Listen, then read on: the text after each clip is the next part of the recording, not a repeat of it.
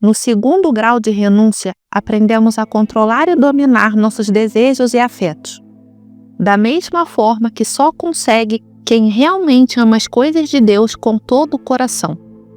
Repetimos realmente para deixar claro que não é qualquer devoção que gera esse efeito, mas um amor profundo, sincero e verdadeiro por Deus. Assim como a luz intensa do sol apaga o brilho das estrelas, o amor de Deus, quando é grande, supera todos os outros amores e domina o coração. Funciona como uma balança.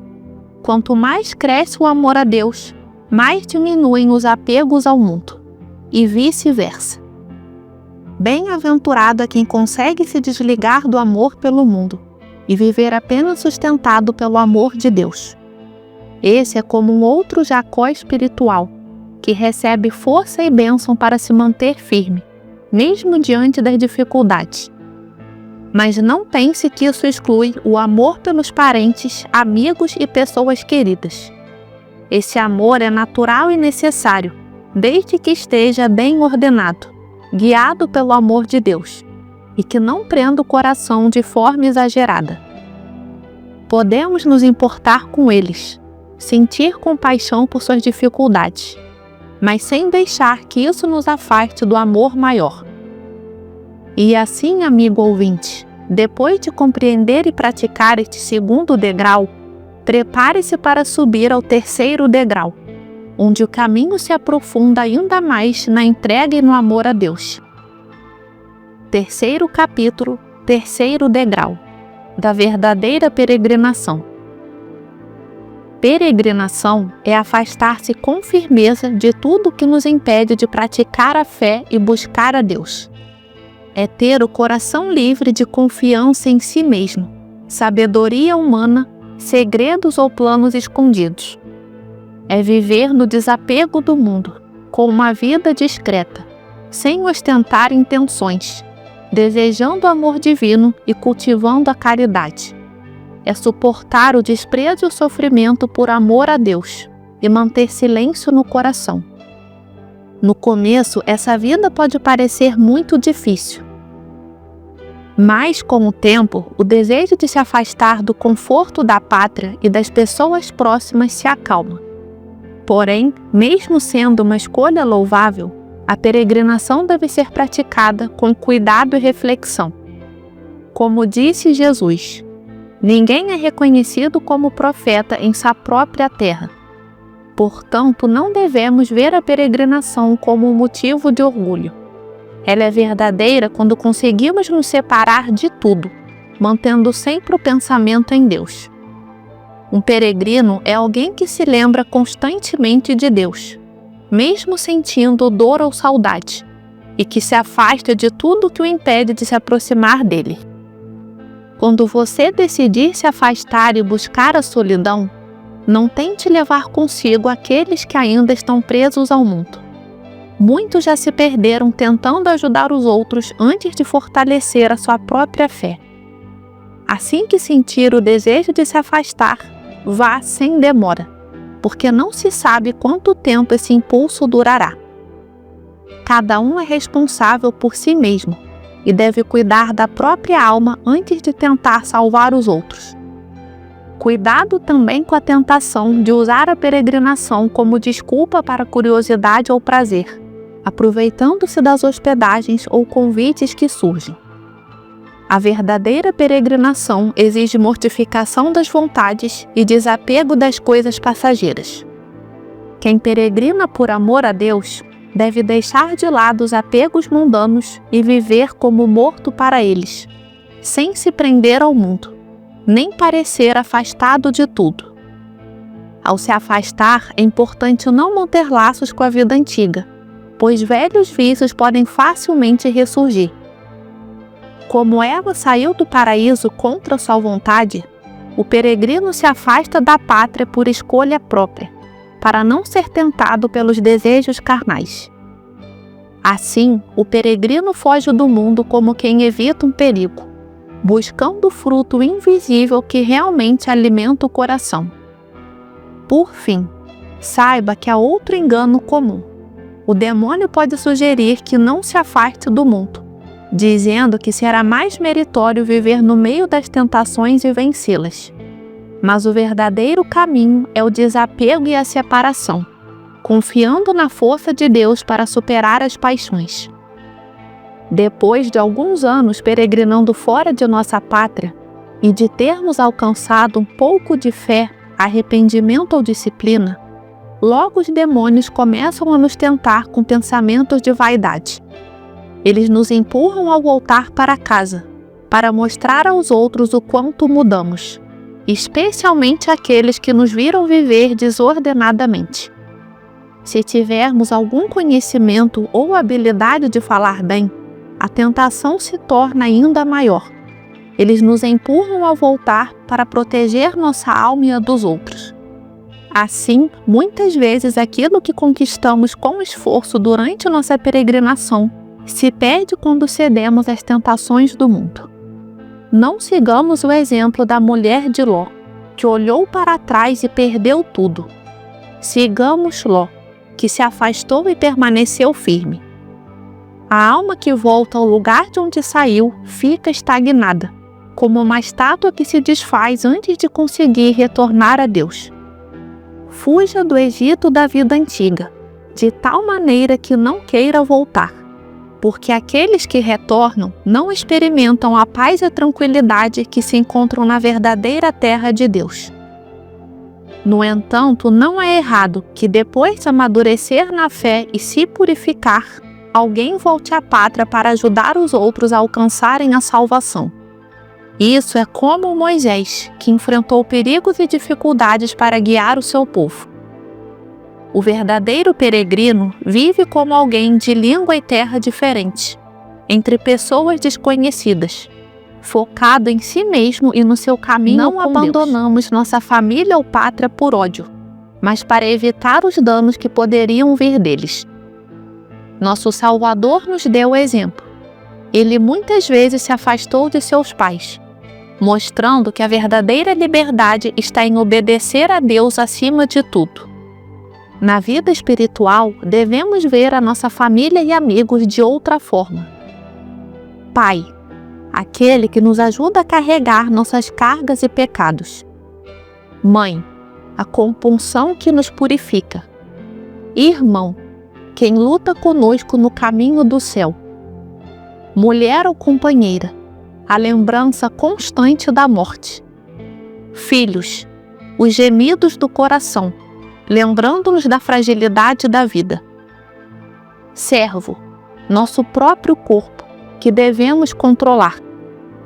Amigos, os santos anjos, que nos ajudam se agora fizermos deles aliados. Essa é a verdadeira família espiritual de quem busca a Deus.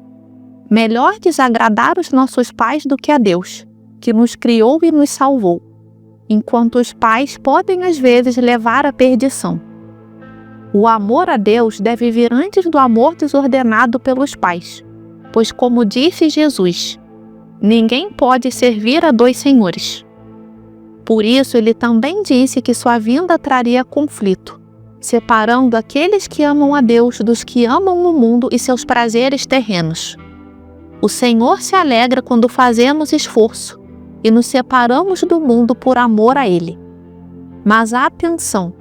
Não se deixe prender secretamente pelo amor a seus familiares. Mesmo os vendo enfrentando dificuldades, não se arrisque a afundar junto com eles. Não se entristeça pelo choro de pais e amigos ao deixar o mundo.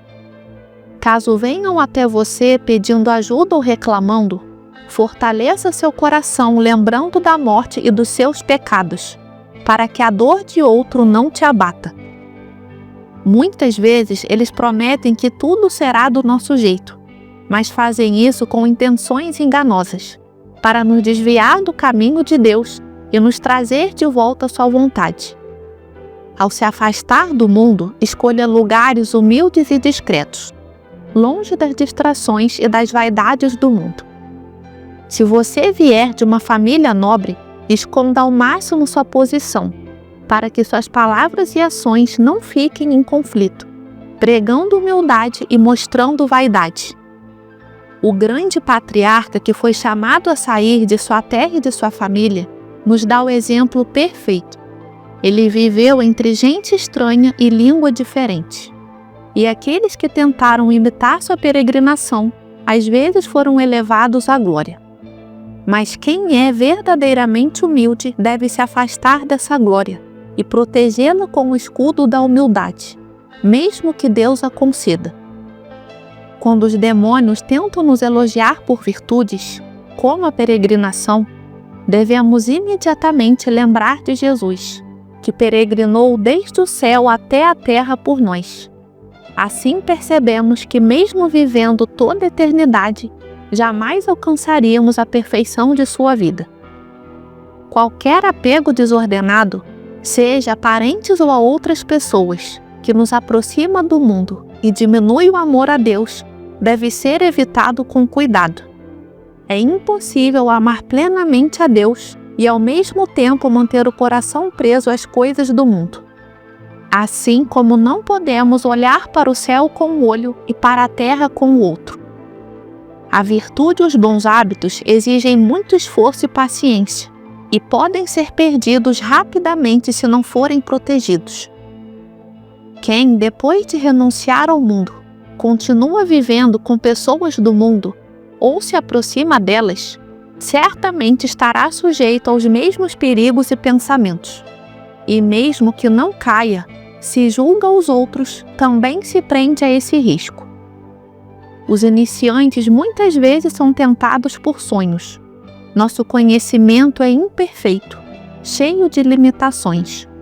Como se diz, o paladar julga o sabor da comida, e o ouvido a veracidade das palavras. Do mesmo modo, nossas palavras revelam a dureza de nosso entendimento.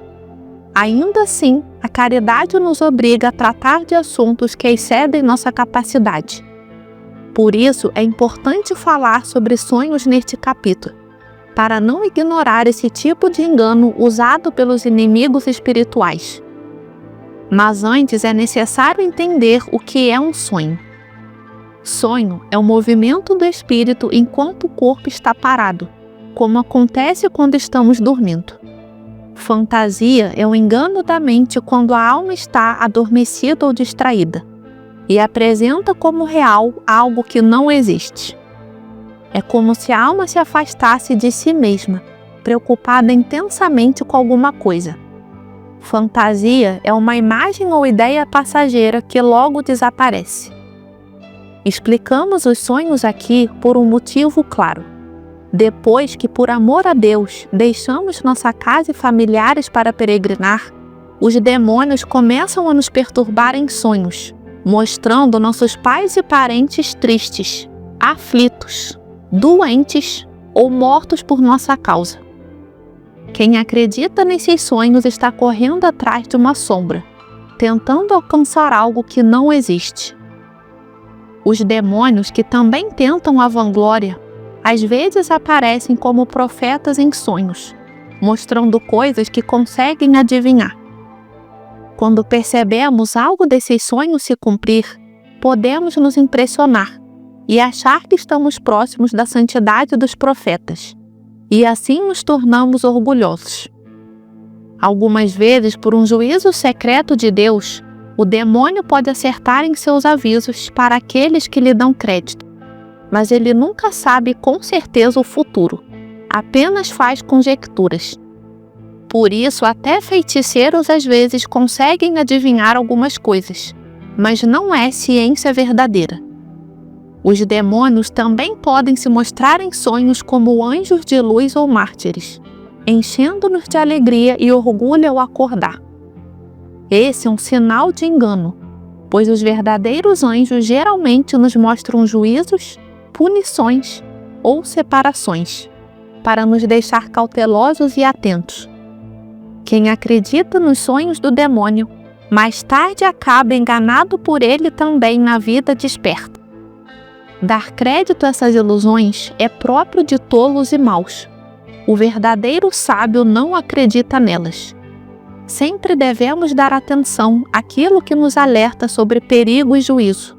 E se nos sentir tentados ao desespero por algo assim, devemos entender que é obra do demônio. Que Deus te abençoe e te fortaleça. Se esse vídeo tocou seu coração, não esqueça de deixar o like, comentar sua opinião e se inscrever no canal. Assim você nos ajuda a espalhar ainda mais a palavra.